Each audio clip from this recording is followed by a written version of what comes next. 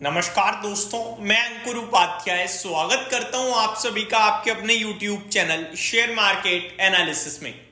हिला देने वाला डेटा एक बार फिर से आया है दोस्तों, और ये सेकंड कंटिन्यूअस मंथ है जहां पे इस प्रकार का डेटा और ये वीडियो मैं आप सभी के साथ शेयर कर रहा हूं। दोस्तों, मेरे फोन में है एयरटेल की सिम, आपके फोन में या तो एयरटेल होगी या जियो होगी या वोडाफोन आइडिया होगी, राइट। लेकिन अगर मैं आपसे कहूं कि इन तीनों ही कंपनीज ने कस्टमर्स गंवाए हैं अपने लास्ट मंथ में, तो आप कहोगे भाई ये कैसे पॉसिबल है। बिल्कुल पॉसिबल है, क्योंकि एक और प्लेयर मार्केट में तेजी से ऊपर आ रहा है, और वो प्लेयर कौन सा है उसके बारे में मैं नाम नहीं ले रहा हूं, अभी वीडियो के एंड में बताऊंगा आप सभी को, एंड आप सभी ऑलरेडी समझ चुके हो। लेकिन डेटा बड़ा ही इंटरेस्टिंग है जो आप सभी के साथ शेयर करना है। शुरू करते हैं एक एक करके चीजों को कवर करना। पहले आपको बाजार का हाल बता दूं तो मार्केट स्टिल जहां पे लास्ट वीडियो में मैंने बात करी थी वहीं खड़ा है। स्मॉल कैप अभी भी कोशिश कर रहा है 2% 1.9% पे संभलने की, और वहीं है, उससे ज्यादा फ्रेश वीकनेस नहीं आई है, लेकिन रिकवरी भी नहीं आ रही है। इनवर्स फ्लैग पैटर्न हो रहा है जो कि नेगेटिव चार्ट पैटर्न माना जाता है, बट लेट्स सी यहां से रिकवरी आएगी या फिर आएगा फ्रेश राउंड ऑफ सेलिंग, क्योंकि एक हैमर कैंडल फॉर्म हुई है। जैसा कि मैंने आप सभी के साथ कहा भी था, 15 मिनट की कैंडल पे हैमर कैंडल फॉर्म हुई है 11 बजे, तो क्या वहां का सपोर्ट लिया जाएगा या फिर एडिशनल शॉर्ट सेलिंग क्रिएट होगी सेकंड हाफ में। मैं वेट कर रहा हूं। निफ्टी कोई संकेत नहीं दे रहा कि रिकवरी आ सकती है, निफ्टी कंटिन्यू ऐसे संकेत दे रहा है कि फ्रेश राउंड ऑफ सेलिंग आ सकती है। 24,120-22 पे ही निफ्टी अभी ट्रेड कर रहा है, डे लो के पास ट्रेड कर रहा है। 24,150 तक रिकवरी आती है बट तुरंत गिर जाता है। तो स्मॉल कैप इंडेक्स अपने आप को 2% पे टिकाने में कामयाब है, लेकिन निफ्टी धीरे धीरे डेलो हिट कर रहा है। मिड कैप 1.9% डाउन है, मार्केट में बहुत खराब है, स्टॉक्स बहुत टूटे हैं बुरी तरीके से, पोर्टफोलियो डैमेज हुई पड़ी है। अब आते हैं दोस्तों डेटा पे। डेटा आया है टेलीकॉम कंपनीज का दोस्तों, जहां पे सब्सक्राइबर्स, नेट सब्सक्राइबर्स की बात करें तो दूसरा ऐसा महीना है जहां पे सब्सक्राइबर्स गंवा रही हैं ये कंपनियां। दोस्तों, मैं आपको बताना चाहूंगा, रिसेंट टैरिफ हाइक हुआ है, और टैरिफ हाइक अभी तक पूरी तरीके से प्ले आउट नहीं हुआ है इन कंपनीज के लिए।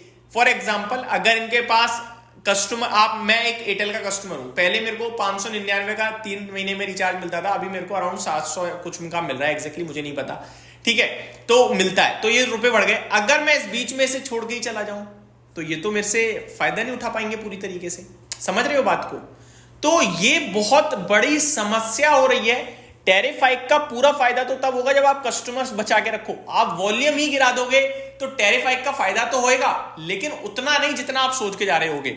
और यहां बड़ा इंटरेस्टिंग डेटा है। लास्ट मंथ क्या था, जियो ने केवल 7.5-8 लाख कस्टमर्स गवाए थे, राइट। अभी डेटा आ रहा है 40 लाख, अगस्त में 40 लाख सब्सक्राइबर्स जियो ने गवा दिए हैं। बहुत बड़ा अमाउंट नंबर होता है, 4 मिलियन, 40 लाख सब्सक्राइबर्स गवा दिए हैं। ट्राई का ये डेटा आता हुआ दिखाया अगस्त मंथ के लिए, जहां पे रिलायंस जियो लॉस्ट 40 लाख सब्सक्राइबर्स। केवल इतना ही नहीं, भारतीय एयरटेल जिसने अराउंड 16 लाख सब्सक्राइबर्स लास्ट अगस्त से पहले, आपका क्या जून जुलाई मंथ में गवाए थे, अगस्त में 24 लाख सब्सक्राइबर्स गवाए, यानी कि ये सब्सक्राइबर्स लॉस्ट का नंबर बढ़कर आ रहा है। ये अपने आप में इन कंपनीज के लिए बड़ी चिंता का विषय है दोस्तों, क्योंकि इन कंपनीज पे हम फुल ट्रस्ट करते हैं। अब ये ऐसे करेंगे तो फिर भैया कहां पे पैसा लगाएं हम।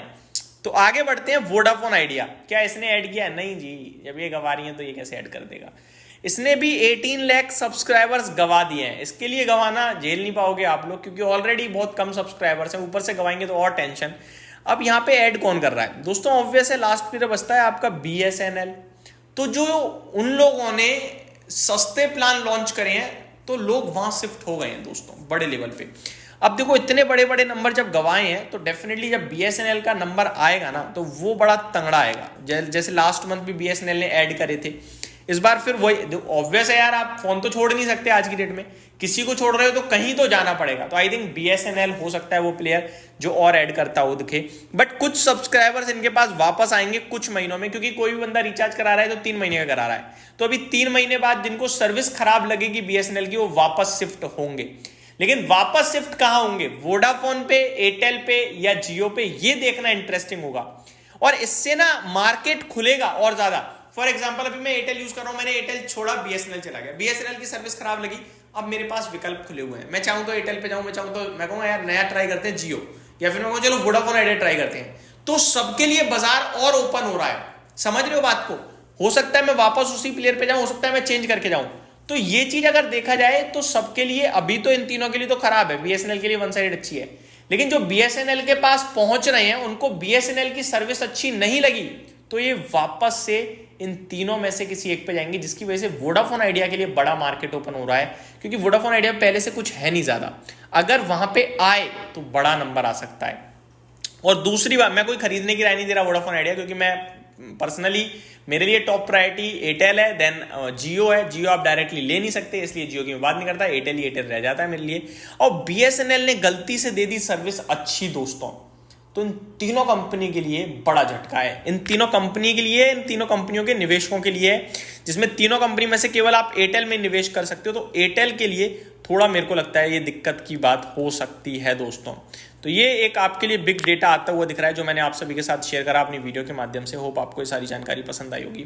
वन मोर थिंग, अभी अगर किसी के पास इन तीनों स्टॉक्स में निवेश है तो मैं यही कहूंगा अभी आप बने रहें, कोई टेंशन का विषय नहीं है, ऐसी कोई दिक्कत वाली बात नहीं है, स्टॉक अच्छा है। अभी ये कस्टमर बेस डेफिनेटली छूटता हुआ दिख रहा है, बट ये अच्छी बात है कि ज़्यादा नहीं गवा रहे हैं एज कम्पेयर टू जियो। तो देखो आप 40 लाख कस्टमर्स गवा दिए, एयरटेल ने भी हालांकि 24 लाख गंवाए हैं, बट कम से कम 40-24 में फ़र्क होता है। ये आपके लिए अपडेट थी। बाकी अक्टूबर 28 को इसके नंबर्स आने वाले हैं, लेट्स सी नंबर्स कैसे आते हैं। एयरटेल की बात कर रहा हूँ मैं, तो ये मेरी तरफ से एक अपडेट आते हुए दिख रही है दोस्तों। Thank you so much for watching this video, have a great day guys.